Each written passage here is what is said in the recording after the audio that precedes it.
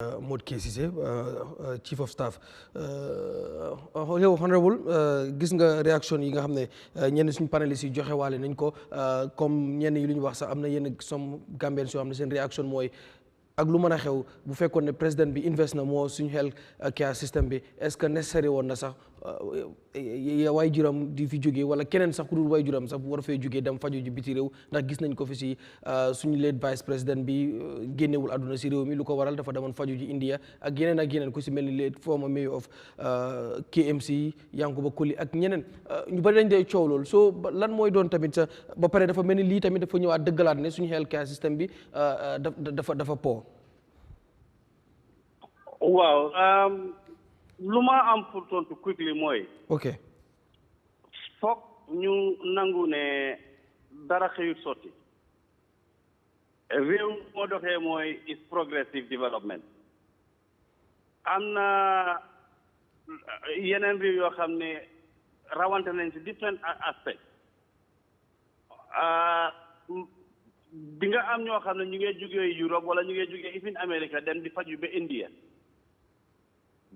di nga am ñu jógee Sénégal ñëw faju bi fii nii Gambia because suñ primary health care system bi moo gën a advance Sénégal but in the tertiary health sector am na specialized wala special conditions yoo xam ne ñun fii nii amuñ matériels yi amuñ the expertise pour handling loolu mooy reality and that's why you need to go to Sénégal but boo xoolee the health facilities and the health outcome by statistics ñun fuñ tollu tey as a country is much more advanced than any given stage in the history of the Gambia loolu moom is just fact so xoolee the hospitals for the first time that them farato the kind of hospital that we are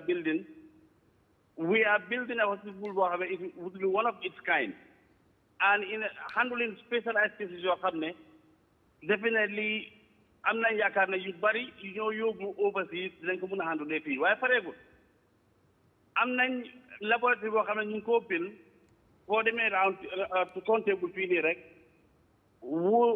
du require waat us pour ñu dem di food testing wala medicine testing laboratory anywhere else fii lañ ko mën a defee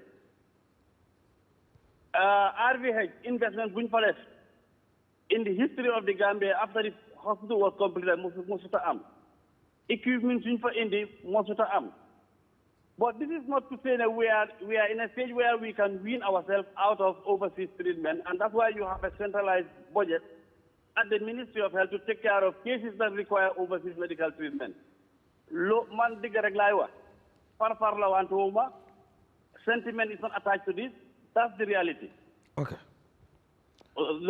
may I continue? Because let's address that. And yes, the Vice President was sent overseas for treatment. Any other condition that require overseas treatment, ñun as a country would not hesitate to send it over, to handle it, no matter how much it costs. But this is not to say that always in medical expertise, well as in medical health centers, they are doing very well based on what is available to them. Okay. We've been sending Gambian students overseas. Malaysia, Sierra Leone, you name it. I'm the University of the Gambia, they are all studying here and it's expanding. That is how country grows. That's the reality of our condition.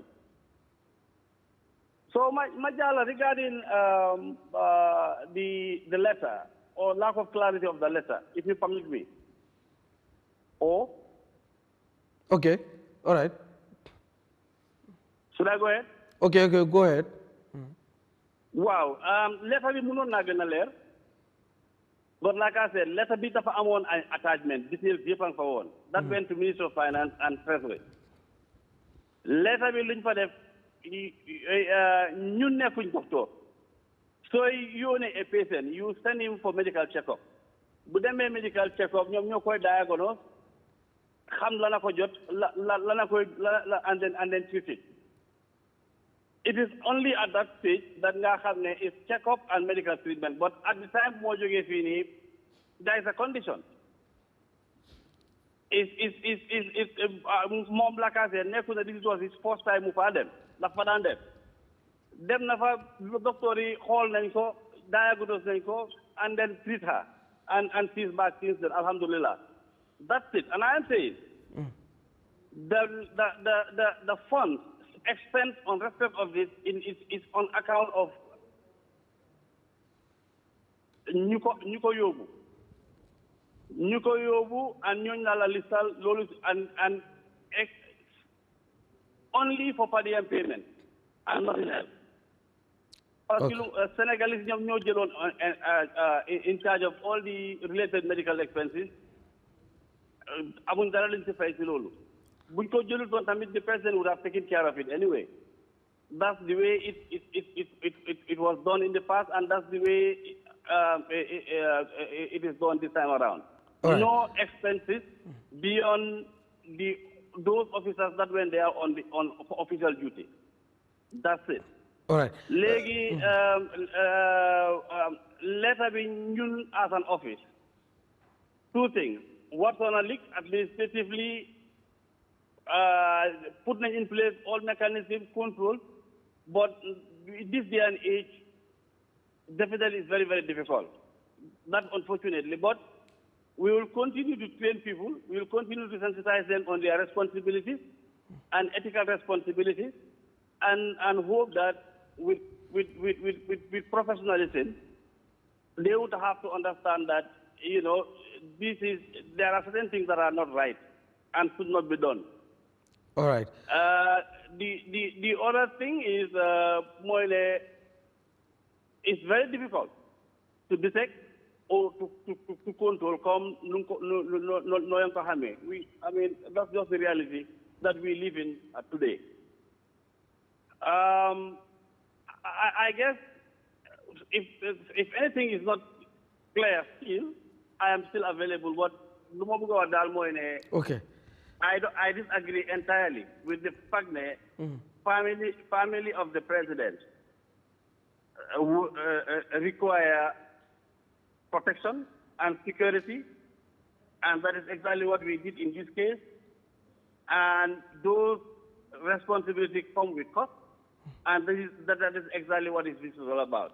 All right. So the demand for reform is inapplicable, and basically the foundation of trying to even define a family minus a father and a mother is just a simple nonsense. All right. It doesn't make any sense. All right. Bëgguñ laa téye comme since xëy na yaa ngi àndoon ak président bi génn but finally but question bu ma lay laaj rek xëy na mooy ndax dafa am benn because of Mr. Kurang wax na lu mel noonu ndax dañu wax ne président bi pour ñu nguur gi tekkiyaa li nga xam ne mooy fajoom ak njabootam géem ndax maire bi moom daf ci bokk bi ko am na ñuy wax ne yaay ji waru cee bokk bu ñu waxee first family comme because of even UDP seen réaction soo diitee seen lettre bi ñoom foofu la ñuy waxee nekk mënuñoo waaw very good waaw dafa code UDP yaa di nga ñëw boo dama bëgg a since moom si fu dama ko bëgg a kii after yow di nga ñëw pour nga tontu ko te xam naa dina dégg so loolu dañ ko bëgg nga clair ndax dafa am benn